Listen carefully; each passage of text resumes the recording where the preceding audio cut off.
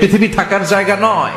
কিয়ামতের সময় আল্লাহ তাআলা মালাকুল মাউতকে বলবেন, সবার রূহ কবজ করে ফেলো, সবার, কেউ থাকবে না, সবার রূহ কবজ হয়ে যাবে। আল্লাহ মালাকুল মাউতকে বলবেন, মালাকুল মাউত কি অবস্থা? বলবে সব শেষ। মাইয়াবকা, কে বাকি? মালাকুল মাউত বলবে জিনেরা বাকি, যাদেরকে দেখা যায় না। আল্লাহ বলবেন জিনদেরকেও শেষ করে ফেলো, রূহ কবজ করো। মালাকুল মাউত জিনদের রূহ কবজ করবে। আল্লাহ এবার জিজ্ঞেস করবে, ইয়া মালাকাল মাউত আখবিরনি মাইয়াবকা, এবার বলো আর কে বাকি?